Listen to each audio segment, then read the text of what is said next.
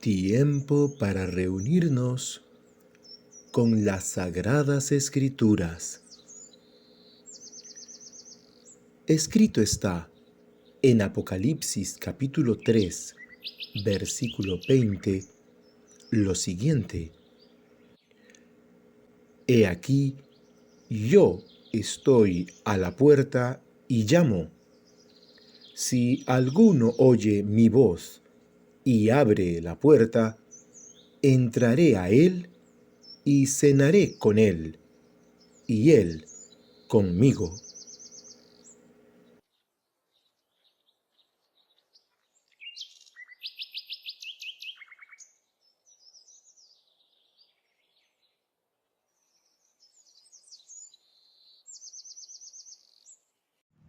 Qué alegría que estemos nuevamente reunidos aquí en este bello parque, ahora con el clima que ya ha cambiado, que está un poquito más fresco, y gracias a Dios porque, como siempre lo recordamos, podemos reunirnos todavía con libertad, abriendo las Sagradas Escrituras en un lugar público, y siempre es motivo para dar gracias a Dios por ello.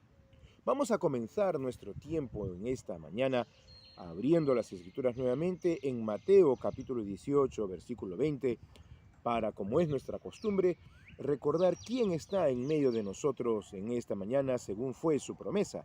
¿Qué dice la Escritura, por favor, en Mateo capítulo 18, versículo 20?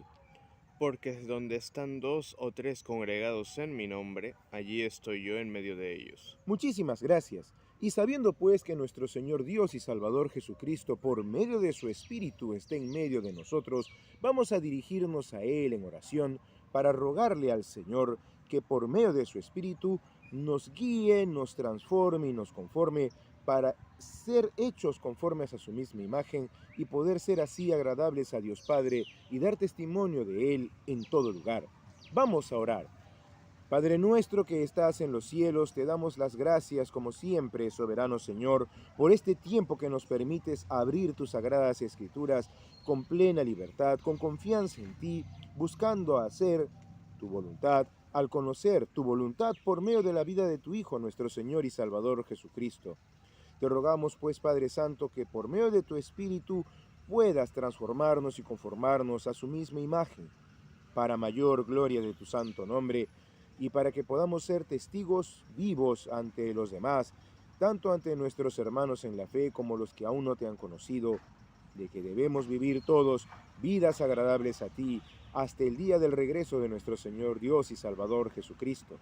Gracias a ti, Señor Jesús, por todo lo que hiciste por nosotros, por poner tu vida para volverla a tomar, por tu muerte, sepultura y resurrección, y porque por medio de tu Espíritu que enviaste, podemos tener confianza y acceso libre a Dios Padre. Padre Santo, pues te encomendamos todas estas cosas en el santísimo nombre de tu Hijo amado, nuestro Señor Dios y Salvador Jesucristo. Amén. Y ahora vamos a regresar a las Escrituras, a Lucas, como ya estamos ahí estudiando la palabra de Dios, en Lucas capítulo 14. En Lucas capítulo 14, donde nos habíamos quedado, vamos a hacer un breve recuento de lo que vimos hasta el versículo 14, haciendo pues memoria de lo que está escrito en Lucas 14 desde el verso 1. En Lucas capítulo 14, como lo vimos en la última enseñanza, desde los versículos 7 al 14 en particular, vimos cómo el Señor, estando en esta cena que le habían invitado, enseñó dos cosas muy importantes a nosotros, sus discípulos, las cuales él puso en práctica en su enseñanza a las personas que estaban presentes en esa cena, en esa comida. El Señor habló de la importancia de la humildad, cuando, por ejemplo, estos que estaban a la mesa con él buscaban los primeros lugares. Él enseñó acerca de la humildad y cómo nuestra vida refleja en sus hechos lo que busca en su interior. Nuestros hechos ponen de manifiesto nuestro interior. Por los frutos se conoce al hombre, dijo el Señor Jesús. También nos enseñó acerca de la generosidad, en particular de los versículos 12 al 14, cuando él se dirige al que le había convidado a la cena, al almuerzo, a esta comida. Implica sacrificio. Recordemos que la generosidad no se trata de dar de lo que me sobra, sino de lo que tengo. Y estas cosas, la humildad y la generosidad, deben ser características siempre del discípulo de Cristo. El Señor Jesús fue humilde y generoso y nosotros debemos ser como Él en todo tiempo, recordando siempre que, al pesar del sacrificio que nos puede demandar la generosidad e incluso la humildad, Dios siempre se acuerda del trabajo de sus hijos y lo recompensará, como decía el Señor Jesús, en el día postrero. Pero ahora pues vamos a dar una mirada a lo que vamos a estar revisando de la enseñanza del Señor Jesús. Esta cena fue particularmente importante porque sirvió para muchas cosas que el Señor les enseñó a las personas que estaban allí, y por medio del siervo de Dios, Lucas, también nos ha transmitido el Espíritu de Dios hasta el día de hoy a nosotros, para que como discípulos de Cristo podamos seguir a nuestro Maestro. ¿Qué dice por favor la Escritura en Lucas capítulo 14, desde el versículo 15 hasta el versículo 24? Oyendo esto, uno de los que estaban sentados con él a la mesa le dijo: Bienaventurado el que coma pan en el reino de Dios. Entonces Jesús le dijo: Un hombre hizo una gran cena y convidó a muchos. Y a la hora de la cena envió a su siervo a decir a los convidados: Venid, que ya está todo preparado. Y todos a una comenzaron a excusarse. El primero dijo: He comprado una hacienda y necesito ir a verla. Te ruego que me excuses. Otro dijo: He comprado 5 yuntas de bueyes y voy a probarlos. Te ruego que me excuses. Y otro dijo: Acabo de casarme y por tanto no puedo ir. Vuelto el siervo hizo saber estas cosas a su señor. Entonces, enojado, el padre de familia dijo a su siervo: Ve pronto a las plazas y a las calles de la ciudad y trae acá los pobres, los mancos, los cojos y los ciegos. Y dijo el siervo: Señor, se ha hecho como mandaste y aún hay lugar. Dijo el señor al siervo: Ve por los caminos y por los valledos y fuérzalos a entrar para que se llene mi casa. Porque os digo que ninguno de aquellos hombres que fueron convidados gustará mi cena. Muchísimas gracias. Si pudiéramos resumir este pasaje en una sentencia, podríamos decir que el Señor estaba enseñándonos que no se debe menospreciar la gracia de Dios. No se debe menospreciar la gracia de Dios. El Señor empieza esta enseñanza respondiendo a un comentario. No fue propiamente una pregunta, pero el Señor da respuesta al comentario de este hombre que dijo: Bienaventurado el que coma pan en el reino de Dios. Y el Señor va a aclarar quiénes realmente serán los que coman pan en esa cena. ¿Quiénes realmente comerán pan en el reino de Dios? ¿Quiénes tendrán ese nivel de comunión con Él? ¿Quiénes estarán cerca de Él en el reino de Dios? Pero antes de entrar a este pasaje en sí, vamos a recordar rápidamente el contexto, porque todo esto se está dando en un devenir de situaciones dentro de esta comida en la cual el Señor Jesús, al parecer solo, había sido invitado por este fariseo. En el versículo 1 del capítulo 14, recordemos que el que lo invita es un gobernante que a la vez era fariseo. Era una persona importante públicamente e importante en lo religioso. Por lo tanto, era una persona de cierto poder también económico. Cerca del Señor, invitados también por este fariseo, como lo dice el versículo 3, habían intérpretes de la ley y otros fariseos. Pero además de esto, en un primer momento, recordemos algo que vimos semanas atrás. No perdían estos hombres, los intérpretes de la ley, los fariseos, y también en otros contextos, los escribas, la oportunidad para ponerle una trampa al Señor Jesús, una celada, para que caiga y poder acusarle. Habían puesto un hombre hidrópico. Vimos esto semanas atrás. El Señor no cayó en la trampa de ellos y es el primero que toma la palabra preguntándole si era lícito sanar en el día de reposo. El Señor sana a este pobre hombre, cuya enfermedad vimos semanas atrás con cierto detalle, y luego de eso, como no le podían replicar lo que el Señor decía, dijeron: Señor, ya están sirviendo la comida. Cambiaron el tema radicalmente y empezaron a ver de ocupar los primeros asientos en la mesa. Una cosa muy curiosa, en el versículo 7 lo encontramos: observando cómo escogían los primeros asientos a la mesa, refirió a los convidados una parábola. Estos que querían escoger los primeros asientos, dentro del contexto, eran los intérpretes de la ley y los fariseos. Jesús, nos sentamos a tu lado. Nosotros también somos personas muy correctas. Además, el gobernante, que es de los nuestros, es fariseo, también nos ha invitado a nosotros. Nosotros también somos fariseos y nuestros buenos amigos los intérpretes de la ley. Ellos querían ser quienes ocuparan los primeros asientos a la mesa. Y ahí es donde vemos la primera gran enseñanza del Señor. Lo que les dijo el Señor acerca de que si se podía o no sanar en el día de reposo, los dejó sin palabras. Una buena enseñanza para recordar que la palabra eterna de Cristo es irrefutable y que a nosotros también se nos demanda que nuestra palabra, según sana doctrina, debe ser irrefutable. La sana doctrina en nuestra boca debe ser siempre irrefutable. Así como las palabras del Señor no pudieron ser refutadas por estos hombres, así nosotros debemos procurar siempre estar parados, fijados, anclados en la sana doctrina, para que la palabra de Dios en nosotros también sea irrefutable. Pero luego viene la enseñanza acerca de estos hombres que querían ocupar los primeros lugares. Ante el testimonio de los que se decían ser siervos de Dios. Ojo, no perdamos eso de contexto. Estos hombres se autoproclamaban ser siervos de Dios, fariseos e intérpretes de la ley. Ellos se proclamaban siervos de Dios. Y eran los que ponían tropiezo, o pretendían hacerlo, al Señor Jesús, trayendo este pobre hombre, que por cierto no había estado invitado a la cena, a la comida. Lo deducimos porque el Señor lo manda a su casa. Y algo más duro. Señor, arrímate, yo también estoy invitado acá en primer lugar. El Señor toma este mal testimonio y enseña un testimonio de humildad. Le dice a la gente que estaba ahí, a los convidados, cuando alguien te convide, no ocupe los primeros lugares, ándate al último. Ándate al último. Si te vas a los primeros, no vaya a ser que la persona que te convidó te diga, por favor, arrímate, porque yo he invitado a otra persona más importante a esta comida. Tú no eres tan importante.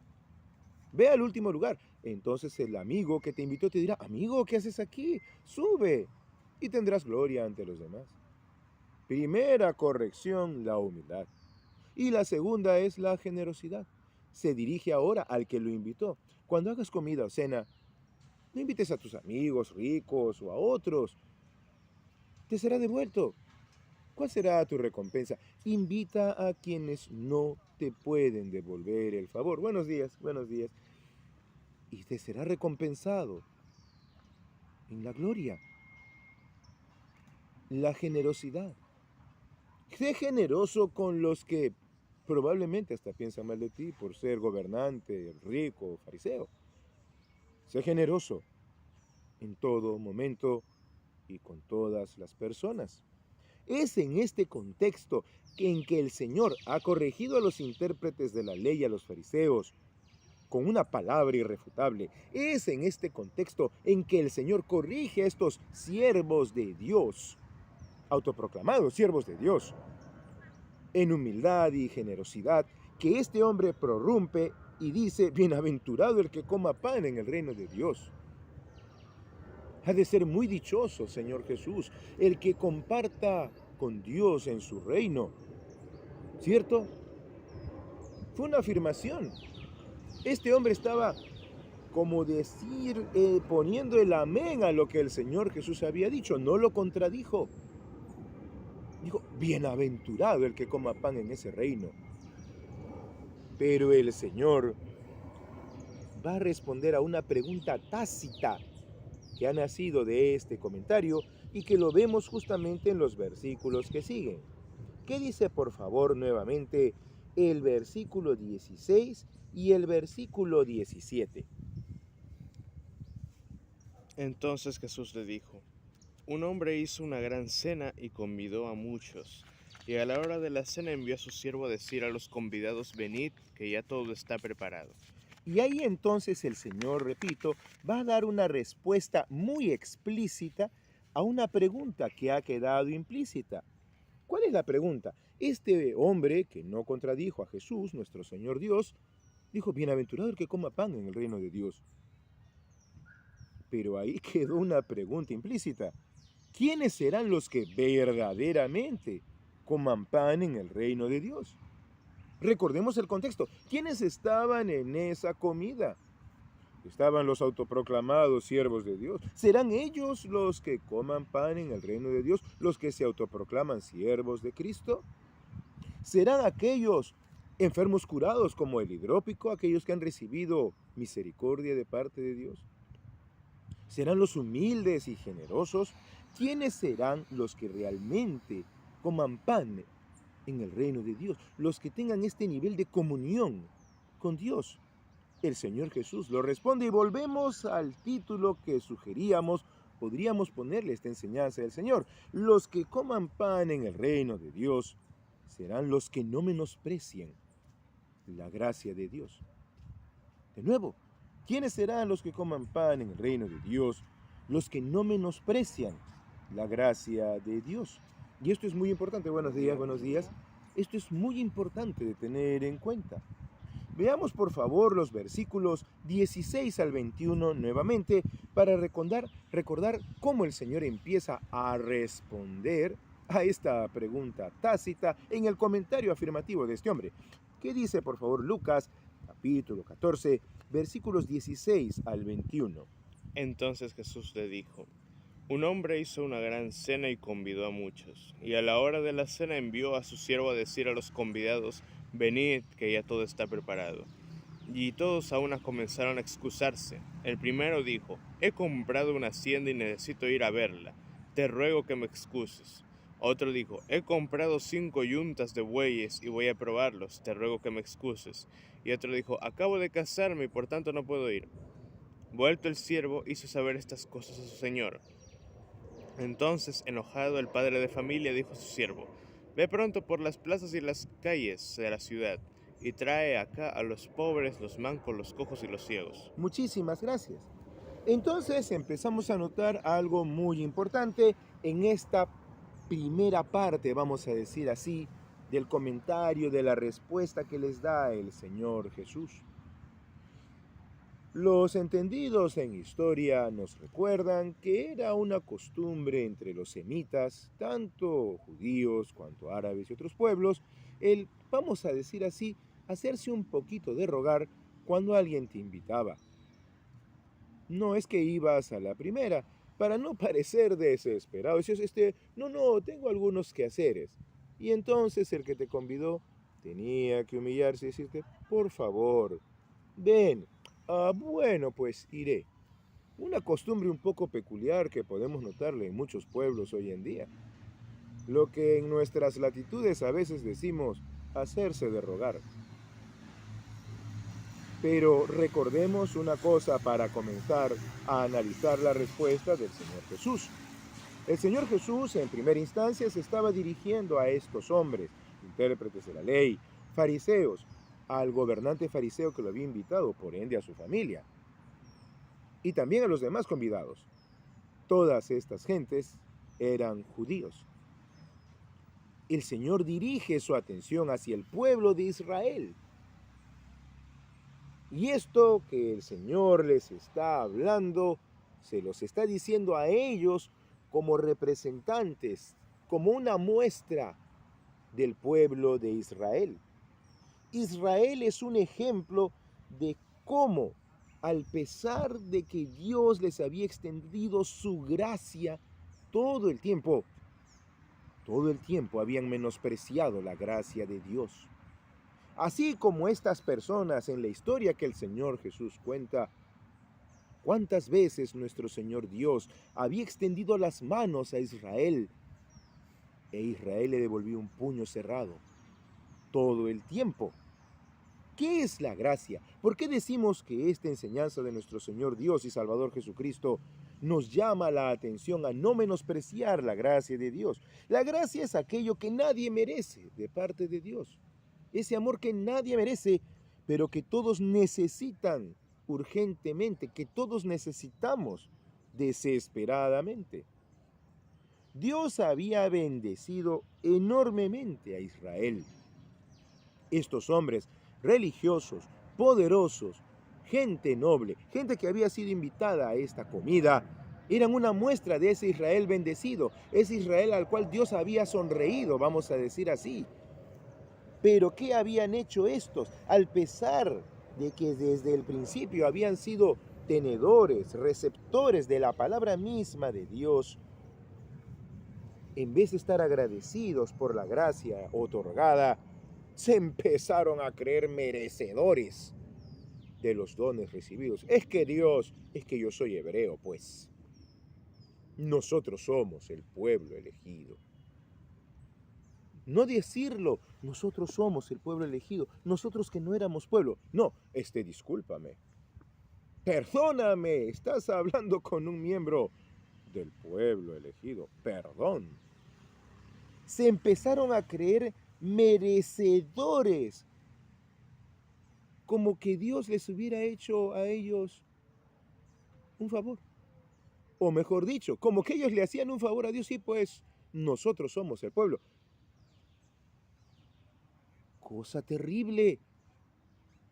Olvidaron cómo Dios los había sacado del Egipto, y no solo de Egipto, sino de todas las veces en que este pueblo, como Dios lo dijo, duro de cerviz e incircunciso de corazón, había clamado a Él siempre cuando estaban en problemas, y una vez resuelto el problema, se olvidaban de Dios y hasta lo traicionaban y cuestionaban.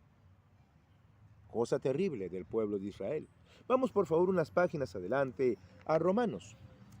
En la carta que escribe el apóstol Pablo, inspirado por el Espíritu Santo a los hermanos que estaban en Roma, vamos a recordar un poquito acerca de cuál era la actitud de este pueblo de Israel.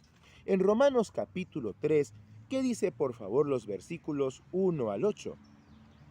¿Qué ventaja tiene pues el judío, o de qué aprovechará la circuncisión? Mucho, en todas maneras. Primero, ciertamente, que les ha sido confiada la palabra de Dios. Pues ¿qué si alguno de ellos han sido incrédulos? ¿Su incredulidad habrá hecho nula la fidelidad de Dios? De ninguna manera. Antes bien sea Dios veraz y todo hombre mentiroso, como está escrito, para que seas justificado en tus palabras y venzas cuando fueres juzgado. Y si nuestra injusticia hace resaltar la justicia de Dios, ¿qué diremos? ¿Será injusto Dios que da castigo? Hablo como hombre. En ninguna manera. De otro modo, ¿cómo juzgaría Dios al mundo? Pero si por mi mentira la verdad de Dios abundó para su gloria, ¿por qué aún soy juzgado como pecador?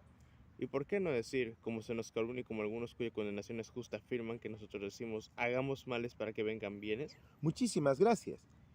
Veamos a este judío, tenedor de la palabra de Dios, receptor del pacto de la circuncisión. En una palabra, incrédulos. Buenos días, buenos días.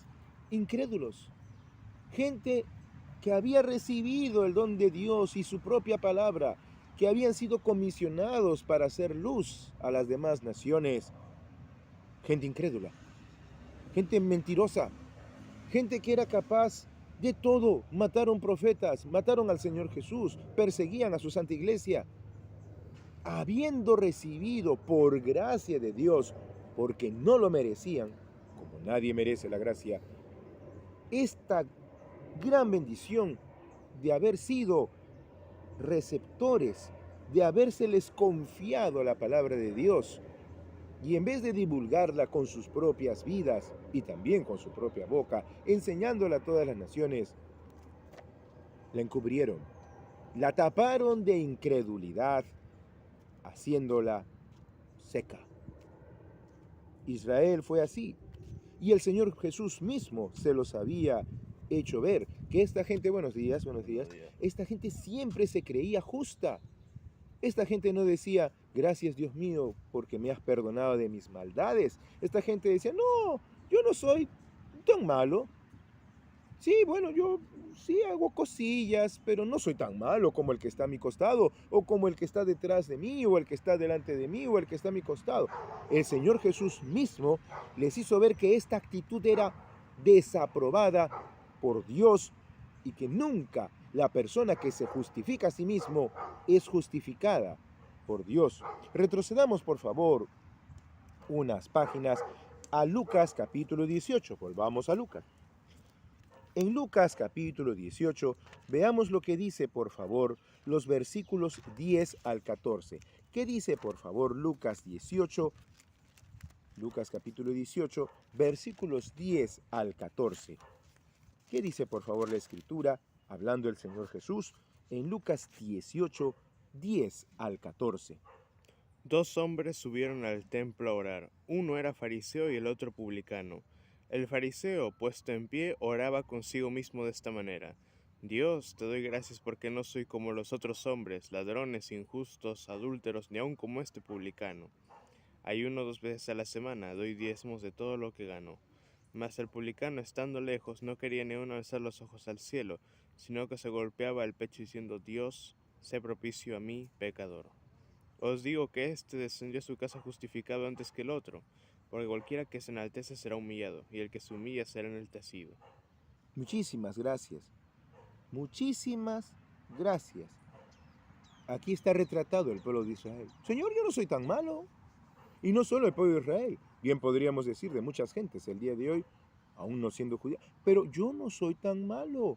Más malo es el que está acá, o el que está allá. Ellos son malos, no, lo mío es leve. Es más, este fariseo ni siquiera reconoció hacer cosas malas. Le sacó en cara a Dios lo que según él era bueno de él. Señor, mírame, yo estoy aquí frente a ti y te doy las gracias porque yo no soy como los otros hombres, ladrones, injustos, ni como este que está acá al costado, olvídate. Yo ayuno por si acaso 2 veces, ¿ah? Y doy diezmo de todo lo que gano. Él no fue justificado. El que se reconoció a sí mismo pecador, ese fue justificado. Ya desde el antiguo pacto, incluso desde su propia historia, los israelitas habían menospreciado siempre a Dios, como lo vamos a ver en este momento en el antiguo pacto. Y entonces vámonos por favor a Deuteronomio, el quinto libro de las Sagradas Escrituras, y vámonos al capítulo 32. En el capítulo 32 encontramos un cántico que hace Moisés, siervo de Dios, después de haber concluido todo su recordar de la ley a lo largo de los pasajes anteriores. En este cántico que eleva Moisés, siervo de Dios, vamos a ver lo que dice, inspirado por el Espíritu Santo, desde el versículo 9 hasta el versículo 18. ¿Qué dice, por favor, Deuteronomio, capítulo 32, versículos 9 al 18? Porque la porción de Jehová es su pueblo, Jacob la heredad que le tocó. Le halló en tierra de desierto y en yermo de horrible soledad, lo trajo alrededor, lo instruyó, lo guardó como a la niña de sus ojos. Como el águila que excita su nidada, revolotea sobre sus pollos, extiende sus alas, los toma, los lleva sobre sus plumas, Jehová solo le guió, y con él no hubo Dios extraño. Lo hizo subir sobre las alturas de la tierra y comió los frutos del campo, e hizo que chupase miel de la peña y aceite del duro pedernal, mantequilla de vacas y leche de ovejas, con grosura de corderos y carneros de Basán, también machos cabríos, con lo mejor del trigo y de la sangre de la uva bebiste vino. Pero engordó Jesurún y tiró coces, engordaste, te cubriste de grasa. Entonces abandonó al Dios que lo hizo, y menospreció la roca de su salvación. Le despertaron a celos con los dioses ajenos, lo provocaron a ira con abominaciones, sacrificaron a los demonios y no a Dios, a dioses que no habían conocido, a nuevos dioses venidos de cerca, que no habían temido vuestros padres. De la roca que te creó te olvidaste, te has olvidado de Dios tu Creador. Muchísimas gracias. Vemos cómo desde el tiempo de Moisés, el pueblo de Israel había siempre menospreciado lo que por gracia Dios les había concedido. Ellos no habían hecho nada para recibir todas las bendiciones que acababas de leer hace un momento. Dios se los había dado por amor. ¿Y cuál fue el pago? ¿Cuál fue la respuesta de este pueblo de Israel a Dios? Abandonarlo. Lo abandonaron. Lo menospreciaron, dice el versículo 15, menospreció la roca de su salvación. Encima de eso, le despertaron a celos con dioses ajenos, con demonios. Esta es la naturaleza de este pueblo, y hasta el día de hoy siguen igual, menospreciando al Señor Jesucristo, Dios hecho carne, el Mesías que Dios les había prometido. Siempre, siempre, siempre rechazan lo que Dios por gracia les da. Pero no solo, ojo con esto, no solo la situación de Israel es un ejemplo, no solo ellos. Como vamos a ver a continuación, también las demás naciones han incurrido en el mismo desprecio acerca de lo que Dios hace por ellos, y lo vamos a ver a continuación. Vamos a ver cómo las demás naciones hacen generalmente un menosprecio de lo que Dios les ha dado. Y para confirmar esto que estamos diciendo acerca de las demás naciones que tenían una actitud similar al pueblo de Israel, vayámonos por favor hasta Hechos. Vamos por favor del quinto libro del Antiguo Pacto al quinto libro del Nuevo Pacto. Vámonos hasta Hechos, el segundo tratado escrito por el siervo de Dios Lucas.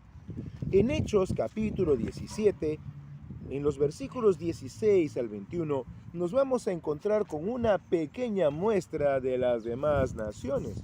Algunos filósofos epicúreos y estoicos de Atenas van a tener una actitud muy particular hacia el siervo de Dios y hacia el mensaje de Dios dado por su siervo. ¿Qué dice por favor Hechos capítulo 17, versículos 16 al 21?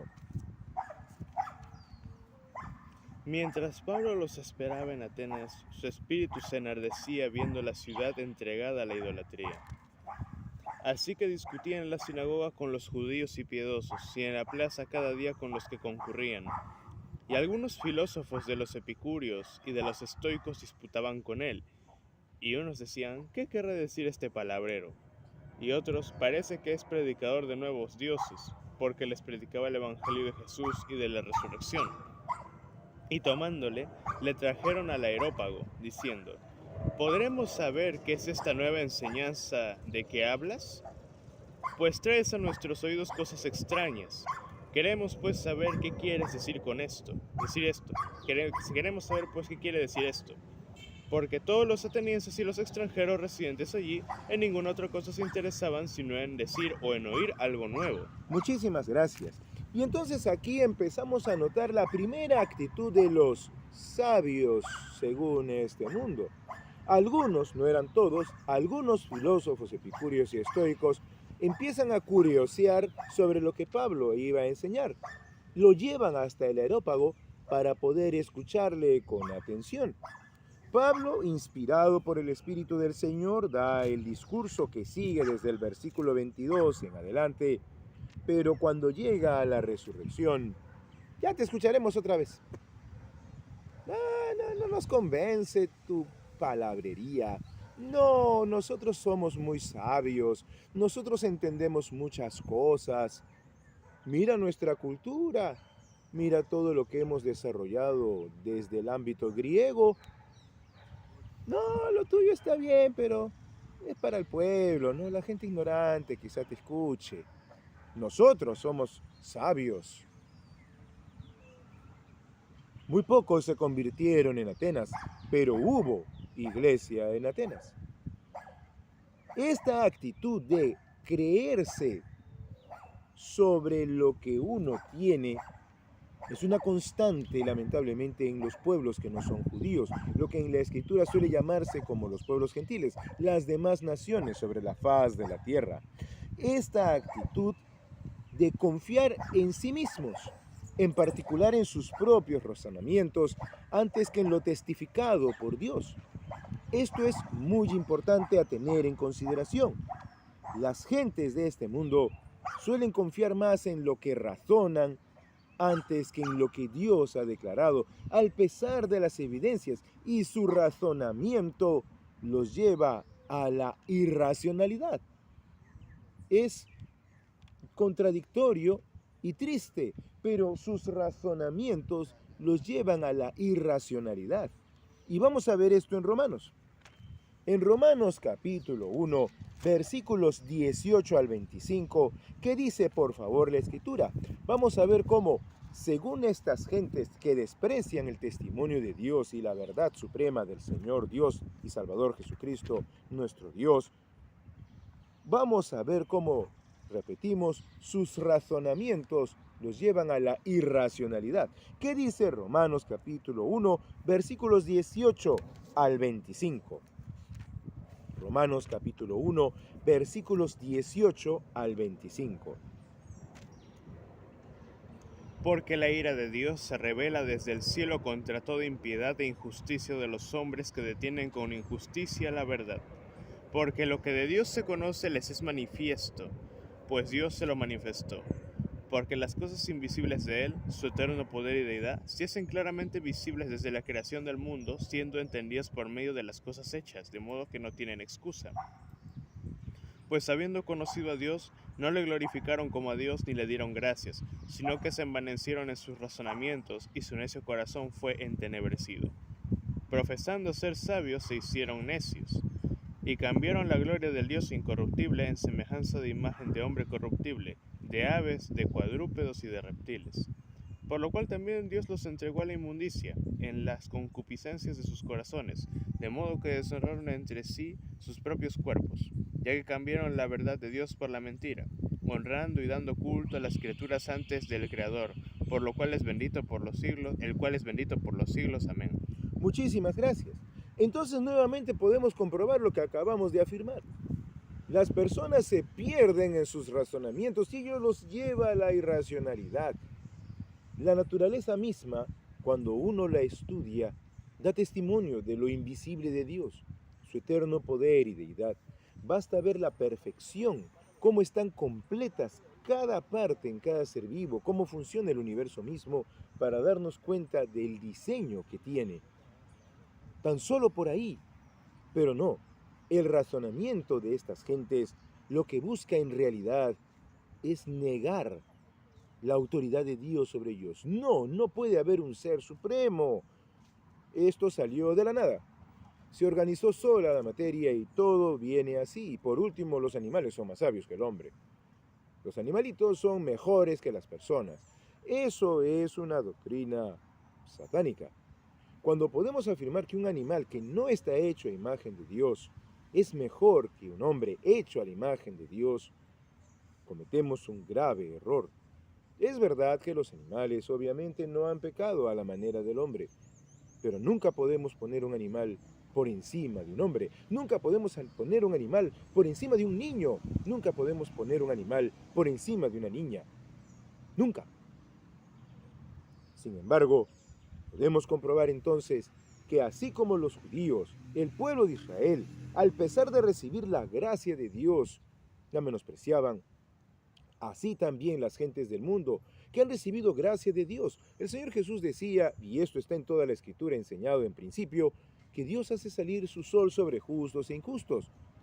Esto es una constante en toda la Escritura. Dios ha bendecido a todas las naciones, permitiéndoles alcanzar ser grandes reinos, grandes imperios, de desarrollar conocimiento como nunca lo hubiera soñado el pueblo de Israel.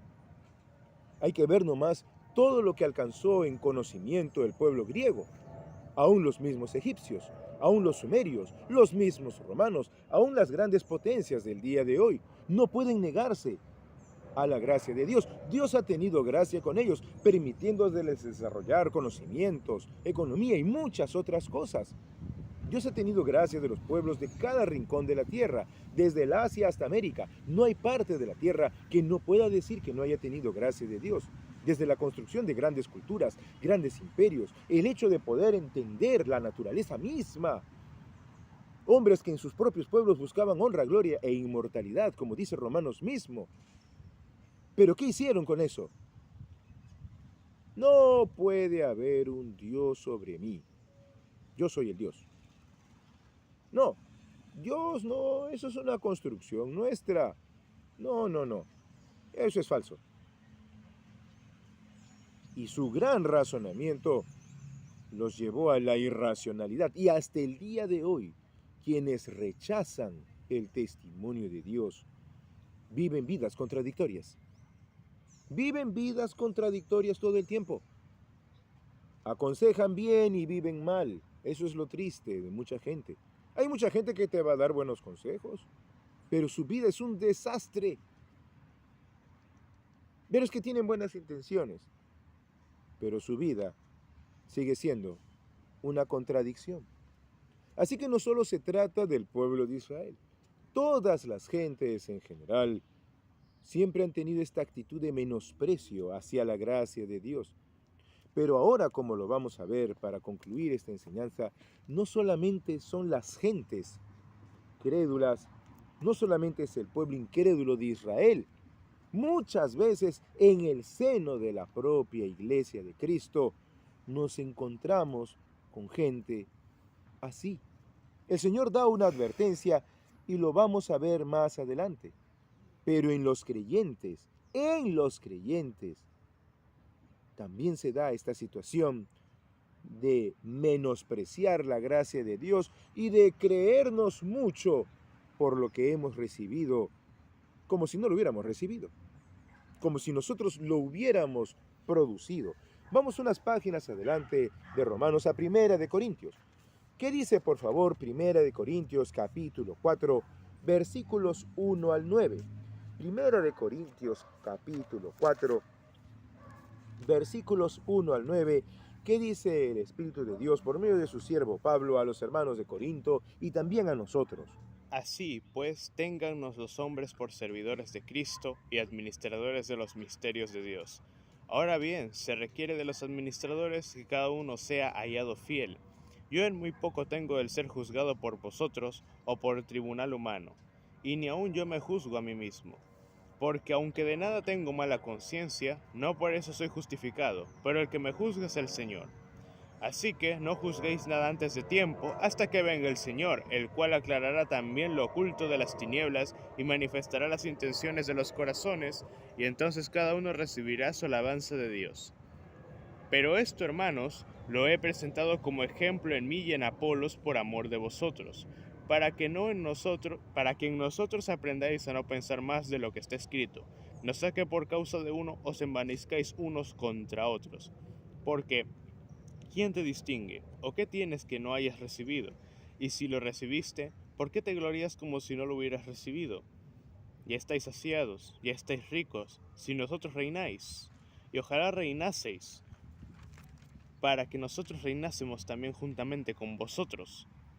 Porque según pienso, Dios nos ha exhibido a nosotros los apóstoles como postreros, como a sentenciados a muerte, pues hemos llegado a hacer espectáculo al mundo, a los ángeles y a los hombres.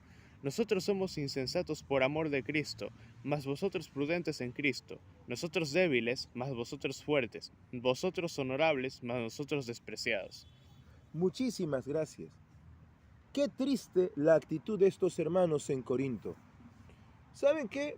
Nosotros los apóstoles no somos nada. Ustedes son todo. Ustedes se glorían de la doctrina que han recibido y de la gracia que han recibido como si no lo hubieran recibido, como si hubiera salido de ustedes. Nosotros somos justos. Recordemos que esta iglesia llegó a cuestionar al mismo Pablo. No te conocemos, pero yo, mis cartas son ustedes. No, tráenos recomendación. ¿Quién eres tú? No, Pedro, sí, pues apóstol, porque él estaba con Jesús. Y Apolos es diserto, habla como los dioses. Pero ¿y tú? Por si acaso no se acuerdan, yo los convertí a Cristo Jesús. Yo fui el enviado de Dios. Esta gente en su carnalidad actuaban justamente como dice un pasaje antes, si lo revisamos, el inicio de 1 de Corintios 3, actuaban como hombres, eran carnales, como si no hubieran conocido la verdad. Hay muchas personas en la iglesia que es como si no hubieran conocido la verdad. Las iglesias, las congregaciones, están llenas de gente así. Llenas de gente así. Pero cuidado, podría ser que ni sean carnales, podría ser que sean incrédulos, que sean personas que creen. Repito, las iglesias, las congregaciones, pueden estar llenas de personas que creen que han creído en Dios, que creen que son creyentes, que piensan que lo son cuando en realidad no lo son. Regresemos a Lucas, por favor. Lucas capítulo 14, al pasaje que estamos revisando. El Señor Jesús dio una advertencia, como lo mencionamos minutos atrás. ¿Qué dice Lucas, por favor, capítulo 14, los versículos 22 al 24? Y dijo el siervo: Señor, se ha hecho como mandaste, y aún hay lugar. Dijo el Señor al siervo: Ve por los caminos y por los vallados, y fuérzalos a entrar, para que se llene mi casa. Porque os digo que ninguno de aquellos hombres que fueron convidados gustará mi cena. Muchísimas gracias. Quedémonos con esa advertencia final. ninguno de aquellos hombres que fue convidado gustará mi cena. Muchos piensan que van a estar en presencia del Señor y no lo estarán. Es más, muchos piensan que están haciendo cosas aquí en el nombre del Señor, por el Señor y para el Señor, y en realidad viven engañados. Esto es terrible. Hay mucha gente que vive engañada pensando que es creyente cuando no muestran los frutos del Espíritu en su vida. El fruto del Espíritu no aparece en su vida, no se ve. El Señor Jesús lo dijo, recordemos de nuevo, por el fruto se conoce el árbol. Pero no hablamos de buenas obras, que las puede hacer cualquiera. Un judío puede hacer buenas obras. Un incrédulo ateo puede hacer buenas obras. Regalarle un pan a un hambriento, regalarle una prenda de vestir a alguien que está desnudo, dar una limosna, eso lo puede hacer cualquiera. Hablamos del fruto del Espíritu.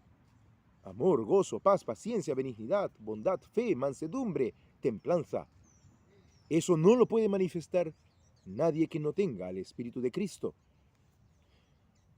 Y acerca de aquellas personas que piensan que son creyentes, recordemos lo que el Señor dijo en Mateo capítulo 7. Vayamos al primer libro del Nuevo Pacto. Mateo capítulo 7. Este escrito por el apóstol Mateo en capítulo 7, recordando lo que el Señor Jesús mismo enseñó. ¿Qué dice, por favor, los versículos 21 al 23? Mateo capítulo 7, versículo 21 al 23. No todo el que me dice, Señor, Señor, entrará en el reino de los cielos, sino el que hace la voluntad de mi Padre que está en los cielos. Muchos me dirán en aquel día, Señor, Señor, ¿no profetizamos en tu nombre y en tu nombre echamos fuera demonios y en tu nombre hicimos muchos milagros?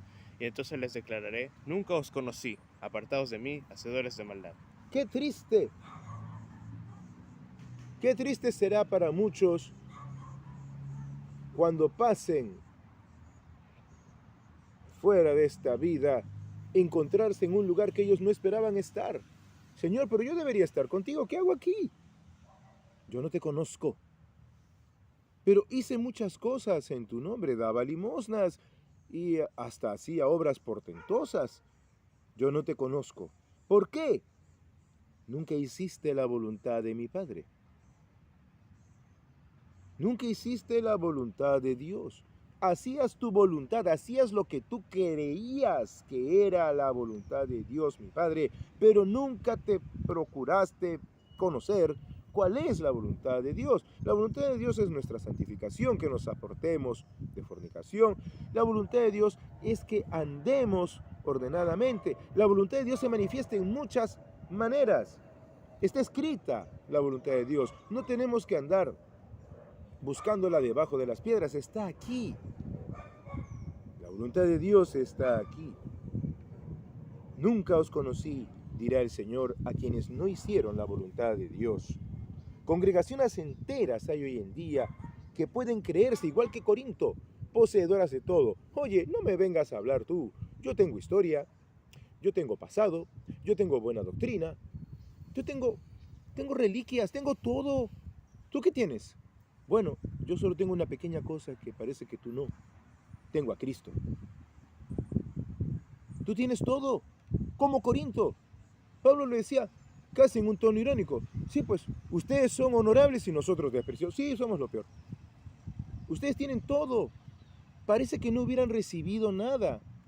Parece que de ustedes hubiese salido el Evangelio. De ustedes, Corintios, salió Cristo. De ustedes salió todo. O sea, nosotros y Cristo Jesús mismo no somos nada. De ustedes sale todo. Hay congregaciones enteras que pueden creerse poseedoras de todo, pero no tienen a Cristo, que es la cabeza de la iglesia. Hay congregaciones que dicen, nuestra cabeza es el pastor tal, o el obispo tal, o el líder tal, etc. Y se olvidan que la verdadera cabeza de la iglesia es Cristo. Congregaciones enteras que lo tienen todo, menos a Cristo. Para concluir en esta mañana vamos a ver dos pasajes muy importantes a tono de esto. Vayamos a Apocalipsis, un pasaje que ya hemos visto anteriormente, el último libro en el Nuevo Pacto, en toda la Escritura. Apocalipsis capítulo 3. ¿Qué dice por favor la Escritura en Apocalipsis capítulo 3, en los versículos 14 al 19? ¿Qué dice Apocalipsis capítulo 3, versículos 14 al 19? Y escribe al ángel de la iglesia en la Odisea: He aquí el Amén, el testigo fiel y verdadero, el principio de la creación de Dios, dice esto: Yo conozco tus obras, que ni eres frío ni caliente. Ojalá fueses frío o caliente. Pero por cuanto eres tibio y no frío ni caliente, te vomitaré de mi boca. Porque tú dices: Yo soy rico y me he enriquecido, y de ninguna cosa tengo necesidad. Y no sabes que eres un desventurado, miserable, pobre, ciego y desnudo.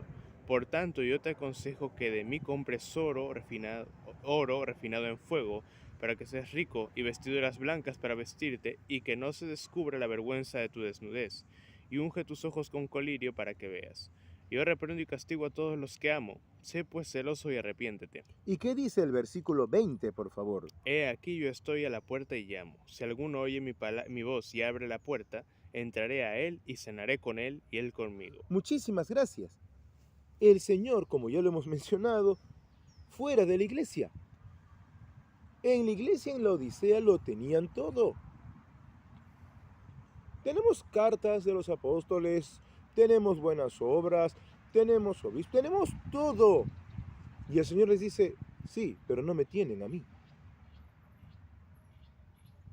¿Y por qué no le tenían? No habían confiado en Él. Creer es confiar. No habían confiado en Él. Hey, yo estoy a la puerta de la iglesia. Les está diciendo a una iglesia, yo estoy a la puerta. Hola, estoy afuera. Me han dejado fuera. Invocan mi nombre. Pronuncian mi nombre. Hacen cosas en mi nombre. Como aquellos que el Señor dijo en Mateo. Señor, en tu nombre echamos fuera demonios. En tu nombre hicimos muchos milagros. En tu nombre hicimos... Se toma todo el mundo, hoy se toma el nombre de Cristo. Y hasta se proclaman cristianos, como si lo reflejaran a Él. No, nosotros somos cristianos. Decirse cristiano es una palabra bien pesada. En la Escritura encontramos que nos señalan como cristianos, no que andamos con un letrero autoproclamándonos así. Cuando un creyente, un discípulo del Señor refleja a Cristo Jesús, es llamado cristiano, lo que pasó en la iglesia en Antioquía. A los hermanos, a los discípulos se les llamó cristianos. No es que ellos lo proclamaban, no es que se autodenominaron así. La gente dice, oye, mire, esos son cristianos, son como Cristo. Hoy en día, esto de la Odisea es una advertencia para todos. La única forma de yo decir que verdaderamente ando en los pasos de Cristo es como Él lo dijo, cuando hago la voluntad del Padre, enseñada por Cristo, por sus santos apóstoles, por el Espíritu de Dios a través de toda la Escritura. Cuando yo hago la voluntad del Padre que está en los cielos, puedo decir que estoy andando como creyente, como cristiano, como discípulo de Cristo. Pero antes debo ser cuidadoso, no fijándome en las cosas materiales que yo pueda hacer, sino en la obra de Dios a través mío. Y para concluir esta enseñanza, retrocedamos unas pequeñas páginas hasta Segunda de Pedro. Retrocedamos por favor a Segunda de Pedro, en el capítulo 3, los versículos 15 al 18. Segunda de Pedro 3, 15 al 18. ¿Qué dice la Escritura, por favor, por medio de este apóstol de Cristo, el siervo de Dios, Pedro, del versículo 15 al 18? Y tened entendido que la salvación de nuestro Señor es para salvación. Y tened entendido que la paciencia de nuestro Señor es para salvación. Como también nuestro amado hermano Pablo, según la sabiduría que le ha sido dada, os ha escrito, casi en todas sus epístolas, hablando en ellas de estas cosas, entre las cuales hay algunas difíciles de entender, las cuales los indoctos e inconstantes tuercen, como también las otras escrituras, para su propia perdición. Así que vosotros, oh amados, sabiéndolo de antemano, guardaos, no sea que arrastrados por el error de los inicuos caigáis de vuestra firmeza. Antes bien, creced en la gracia y el conocimiento de nuestro Señor y Salvador Jesucristo. A Él sea gloria ahora y hasta el día de la eternidad. Amén. Amén. Fíjate cómo termina. Creced en la gracia y el conocimiento de nuestro Señor. No debemos menospreciar la gracia de Dios. Debemos crecer en ella y en el conocimiento de nuestro Señor Dios y Salvador Jesucristo. Y como lo dice Pedro, con una gran humildad, continuando la enseñanza de la humildad que dio el Señor Jesús, reconoce que los escritos de Pablo eran equivalentes a las otras escrituras. Al pesar de que Pablo lo había corregido duramente, como está testimoniado en la carta a los Gálatas. La clave siempre será no menospreciar la gracia de Dios y más bien buscar hacer la voluntad de Dios en todo tiempo, revelada por nuestro Señor Jesucristo, por sus santos apóstoles, a través hoy en día de las Sagradas Escrituras. Procuremos pues siempre buscar la voluntad de Dios y hacerla, recordando con humildad y gratitud que todo lo que tenemos lo hemos recibido de parte de Dios por su gracia, porque nadie merece la gracia de Dios, pero todos la necesitamos. Vamos a orar. Padre nuestro que estás en los cielos, soberano Señor, nuevamente te damos las gracias por este tiempo que nos has permitido abrir tus sagradas escrituras. Y gracias, Padre eterno, por habernos recordado tu preciosa gracia que nos fue dada por medio de nuestro Señor Dios y Salvador Jesucristo. Gracias a ti, Señor Jesús, porque por medio tuyo hemos recibido esta gracia de Dios Padre, este amor inmerecido, pero que tanto necesitamos, y que tú, por medio de tu santo ejemplo y del santo ejemplo de tus santos apóstoles, nos has mostrado que debemos andar siempre con humildad, en arrepentimiento, haciendo en todo tiempo la voluntad de Dios nuestro Padre, para no solamente serle agradables, sino ser verdaderamente luminares en este mundo, como es tu santa voluntad. Nos comprometemos ante ti, Señor Jesús, a cada día de nuestra vida, volcarnos hacia ti, sentarnos delante tuyo, esperando que por medio de tus sagradas escrituras nos enseñes por tu Espíritu Santo cuál es la voluntad de Dios para que la cumplamos cada día y para que verdaderamente seamos reconocidos como discípulos tuyos, como cristianos, para mayor alabanza y gloria de tu santo nombre y mayor alabanza, gloria y honra de Dios tu Padre, nuestro Padre, a quien oramos así en tu santo nombre. Padre Santo, te encomendamos pues esta oración, confiados en que se haga tu voluntad en nuestras vidas, en el nombre de nuestro Señor Dios y Salvador Jesucristo, quien es Dios, bendito por los siglos de los siglos. Amén.